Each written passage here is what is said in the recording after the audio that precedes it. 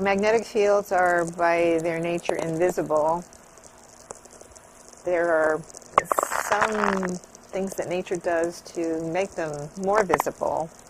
For example, in the corona, the magnetic fields control the atmosphere to the extent that you can see loops.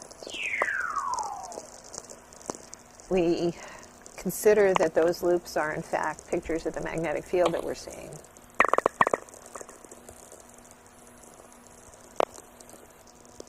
The description that scientists often use is hairy ball. Some of the hair is ingrown so that the loop is attached to the sun at both ends, but some of the hair goes waving out, and when stuff gets on that open field line, it can stream out and become the solar wind.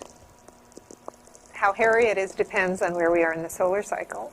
As active regions begin to emerge from the photosphere, it gets very messy, and so it gets hairier and hairier and messier as the solar cycle progresses.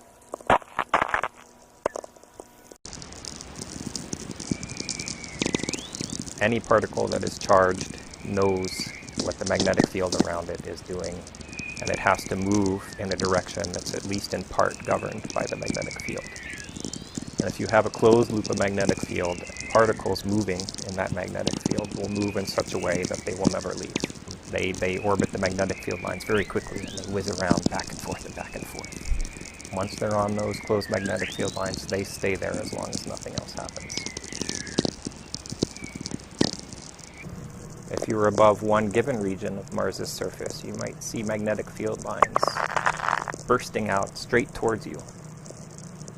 And as they get closer to you, they start to curve away and they turn so that they zoom off into the distance, and then they bend back and they go diving back down. But you're not seeing just one of these. You see this happening all around you.